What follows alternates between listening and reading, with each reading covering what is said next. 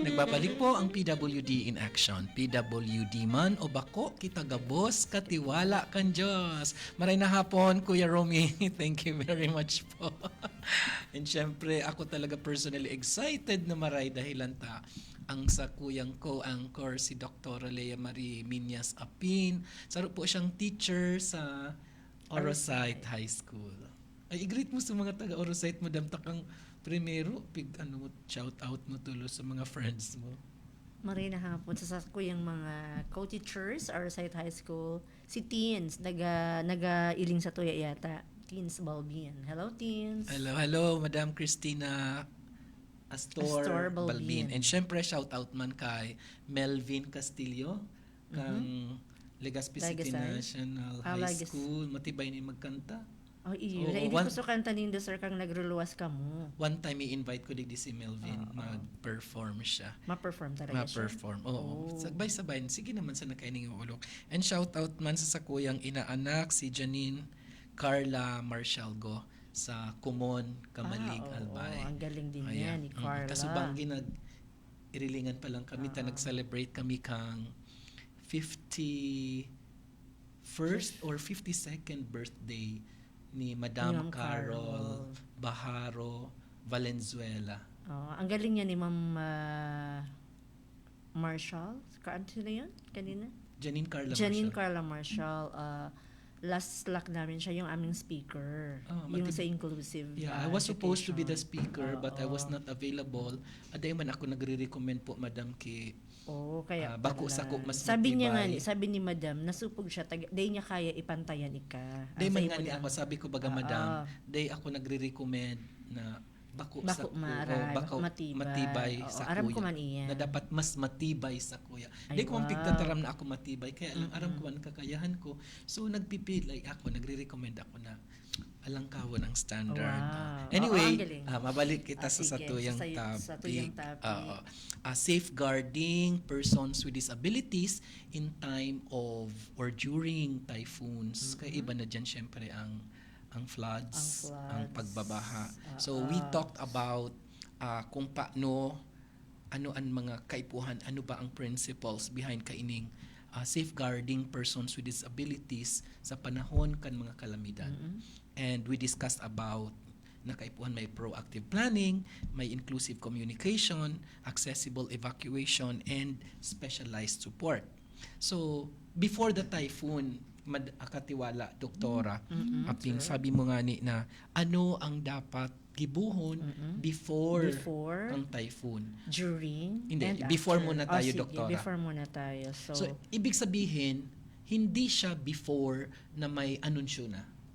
Dapat wala pa. Dapat wala pa. Ang planning siya, maski dai pa siya ki Bareta, kaipuhan na igwa ng plano. Ano ang ililay down kang komunidad, particularly kan barangay. Di ba? Kan mga barangay. Kasi ma-start kita sa barangay. So, nag-ururun sinda kayan ang Barangay Disaster Risk Reduction Management Team. So, paano ninda i-include ang persons with disabilities sa indang iyan na mga plano? Ang before, paano ang pag-announce, during, and syempre yung post or after. So, before the typhoon, kaipuhan number 1, igwa kita ki disability inclusive data. So dapat siguro sir, per purok, igwa na kita kaya ng mga list.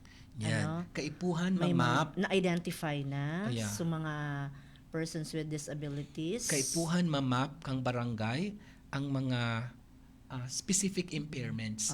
Dapat igwasin dakilista kang sisay an may mga problema sa paghiling. Sa pandangog. Bako lang siya sa butang ngaya, totally blind. Kundi may kadipisilan na sa pandangog.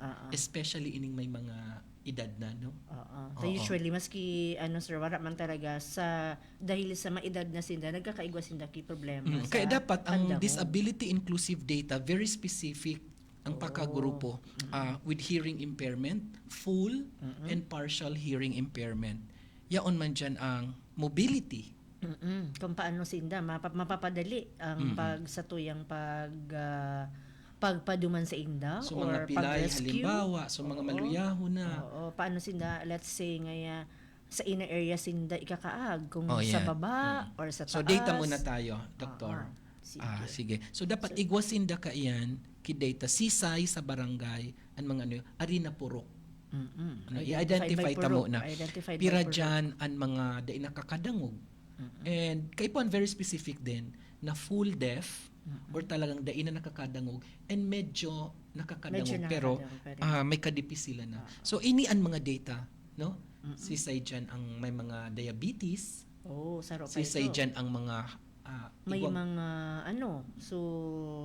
may high blood na. high blood, may mga high blood. So medyo nadipisilan na sinda. So kaipuhan na igwa ini very specific ang data.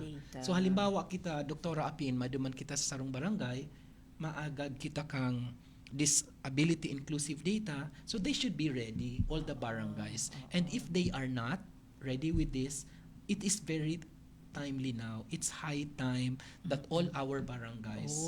So habang naga-discuss kita kang ini, dakula na challenge ini sa mga community leaders, no, sa mga barangay kapitan, mga kagawad. Bako lang so kagawad in charge. Siguro sir na-involved digdi ang mga BHW, gari saro sinda na sa mga nagli-lead. Aro kanila agad sinda kay mga list. Kaya very clear dapat doktora ang organizational setup kang barangay disaster risk reduction, di ba? Team.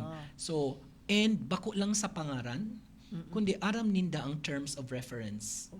So, ano ang role ni kapitan? Ano ang role kang kagawad in charge on ining mga disasters? Sisay ang mga miyembro. Sisay ang makaput kang communication, pigaput ang communication team. Sisay ang in charge sa evacuation, di ba? And so on and so. So dapat klarado ang organizational structure. So dapat magibo talaga ka iyan ki plano, may organizational structure sabi mga ni sir tangading di rin sila madipisilan and every time na halimbawa maagad ki data, kung sa magad ki data maili na lang sinda duman, madali na ninda ma-identify sisay ining mga tao na. Ako na-excite. I would like to look into really the availability of the disability inclusive data of the different barangays. And if not, then we can propose to higher authorities. Pwede. Di ba? Tanganing maging structured ang sistema, hindi yung Kasabay gagawin ng na isa. siya. Dapat siya lahat ng communities. Meron na dapat nakasabay na siya sa plano. We'll check with our local disaster risk reduction management team. And not only in the city, not of course sa barangay importante. Start kita sa barangay. Sinda ang direct na may contact doon sa mga tao. So from barangay to city, dapat ang city, din ang sa indang legislation about that, and even in the province. So, magayon nun. Ako excited, ako maray ka ini.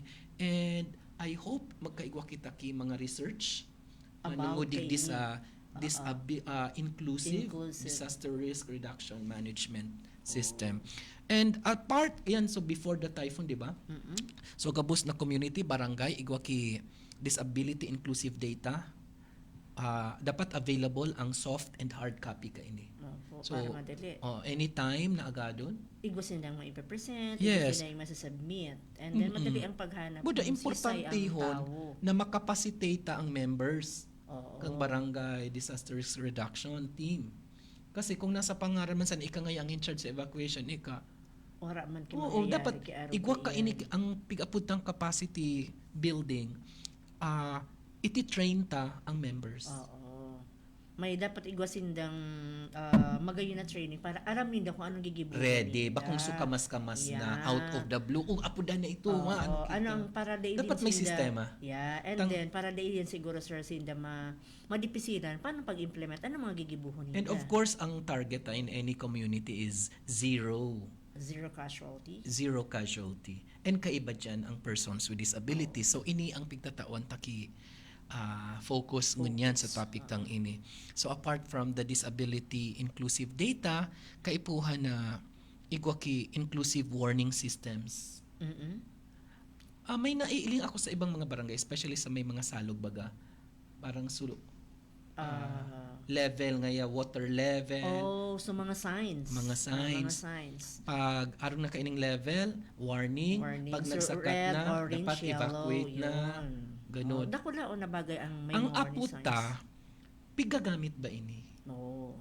Siguro sir, aram din iyan kang mga residente kang barangay and sana aram ninda na let's say arog na kani ang warning, ano na dapat gibuhon?